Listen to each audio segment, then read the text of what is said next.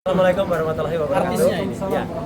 Pertama-tama terima kasih atas semua yang sudah disampaikan oleh kuasa hukum saya ya. Ada Mas Refli, ada Bang Gafur, ada Pak Aristat, ada juga Bu Aya dan di belakang ada Bang Natsmi dan yang lain. Mungkin ya Pak, kuasa hukum saya kalau dilihat teman-teman kok tidak sebanyak biasanya.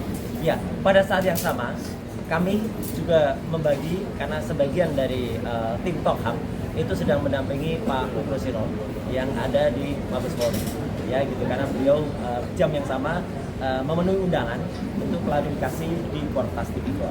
Jadi itu kalau lihat kalau nggak ada orang besar Kasus gitu ya. 15 tahun yang lalu. Kasus 15 tahun yang lalu. Jadi kriminalisasi juga gitu ya. Bisa disebut quote and quote ya. Nah, oke. Jadi moga-moga undangan beliau itu bisa dijawab dengan sangat baik. Sorry, bukan ya. kasus. Bukan kasus. Kejadian. Ya, kasusnya nggak ada. Ya, kasusnya itu nggak ada dicari-cari. Oke. Baru mau dikasuskan. Ya, hari ini ya seperti teman-teman dengar tadi ada tanggapan dari pihak termohon yaitu Polda Metro Jaya. Yang paling penting adalah kenapa imaterialnya itu memang 100 juta. Sebenarnya itu adalah plafon tertinggi yang kemudian dipersyaratkan oleh undang-undang dari 500.000 sampai 100.000. Kalau teman-teman lihat yang waktu itu menjadi bukti yang kita putarkan pada saat sidang pra-peradilan pertama itu luar biasa ya. Jadi saya bisa menceritakan kejadian sesungguhnya begini. Pada hari Kamis atau Senin itu kami itu baru pulang dari Bandung. Dan sejujurnya ini benar sejujurnya. Hari Jumat siang tuh saya ada 2 undangan. Ya gitu di 2 podcast ya. Sabtunya saya tuh mau keluar kota.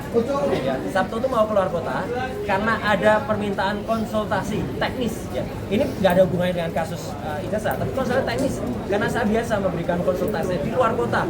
Dan teman-teman kalau bisa lihat rate-nya itu ya mungkin akan bisa tahu lah rate seorang konsultan kemudian keluar kota berapa ya gitu. Tentu tidak keluar negeri. Saya tidak bisa melakukan keluar negeri, itu kerugian bagi saya karena saya masih dicekal. Dan itu saya bocorkan dikit. Soal pencekalan itu, ya mungkin itu akan kami permasalahkan juga. Kemana? Nanti kita tunggu saja tanggal mainnya. Ya, nah jadi hal-hal itu yang kemudian tidak terukur ya kalau dari sisi keuangan. Kemudian yang imaterial. Kalau yang tadi kan material, ya ada 2 podcast, kemudian ada undangan TV juga, kemudian ya undangan TV, terima kasih teman-teman, saya menghargai teman-teman semua, ya tentu tidak akan saya bocorkan berapa yang didapatkan sebagai uang transport, tapi artinya kalau kemudian undangan konsultasi keluar kota, itu tentu ada dan harusnya saya bermalam di kota itu, ya dan kemudian saya harus menginap di tempat lain, bukan di rumah. Perkara menginapnya itu di rumah sakit, itu justru karena akibat dari kadar gula saya yang tiba-tiba melonjak sangat drastis ya, itu hampir mencapai 400 dan juga tekanan darah saya yang hampir mencapai 200 itu tidak pernah terjadi kayak gitu. Ya itu gara-gara itu kalau dinilai ya poin materialnya sangat tinggi itu.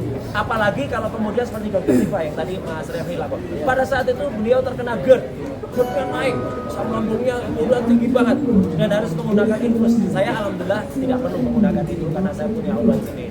Itu luar biasa kalau dinilai ya, jadi kerugian imaterialnya.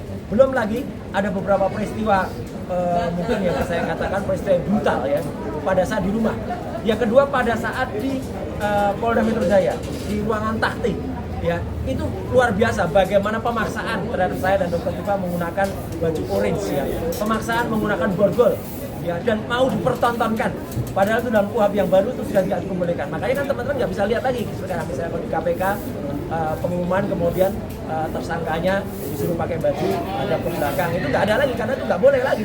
Nah itu melanggar hak asasi manusia ya, dan itu mau dilakukan dengan cara yang lain, jadi seolah-olah saya kemudian keluar pakai baju masuk mobil dan itu kejadian ya, celana pendek saya harus pakai celana pendek ya karena memang di taksi itu nggak boleh pakai celana panjang karena ada kasus kejadian yang lain sahabat kita pakai celana panjang dipotong celananya ya itu langsung ya karena nah kemudian kejadian yang brutal lainnya adalah ketika di rumah sakit ya, di rumah sakit Polri pada hari Minggu malam itu kami mau dibawa paksa ya pulang ke Polda Metro Jaya ke Tahti. Itu luar biasa brutalnya ya, teman-teman juga bisa lihat ya, videonya juga ada. Jadi nilai itu tidak bisa dinilai secara uang ya, itu sangat tinggi nilai imaterial. Jadi makanya saya berharap Hakim Tunggal ya Pak Iketut dan Pawan ya itu bisa mempertimbangkan. Memang saya mohon keputusan terbaik. Jadi karena itu tidak bisa dinilai dengan uang ya. Nanti dijawab. Jadi nanti jam 2 kita akan menjawabnya dalam replik ya. Replik Harun nanti kita jawab ya. Jadi dan dengan kaosnya dia langsung menjawab ya. Jadi makanya kalau nggak bisa dinilai dengan rupiah ya repot ya. Kalau nggak bisa dinilai dengan rupiah, nilai saja dengan dolar saja. Ya. Ya, itu ya. Makanya ditanya, karena apa? Karena tidak satu rupiah pun yang akan kami terima. Ya gitu. Makanya dolar juga nggak apa-apa ya. Lihat nih, tersenyum Washington lihat dolar yang ada. Ya, saya kira itu aja. Ya, jadi kita tunggu nanti jam 2 siang ya replik atau tanggapan dari tanggapan kita. Dan nanti mungkin ada duplik juga dari mereka ada jawabnya. Jadi hari ini maraton sangat panjang dan di saat yang sama sekali lagi kita mendoakan moga-moga Pak Ugroseno ya sebagai senior kita itu bisa menjalani undangannya di Kortas Tipikor di Mabespol. Saya kira itu teman-teman, sekali lagi terima kasih atas kehadirannya. Cukup ya. Wassalamualaikum warahmatullahi wabarakatuh. Waalaikumsalam warahmatullahi wabarakatuh. Ya, kita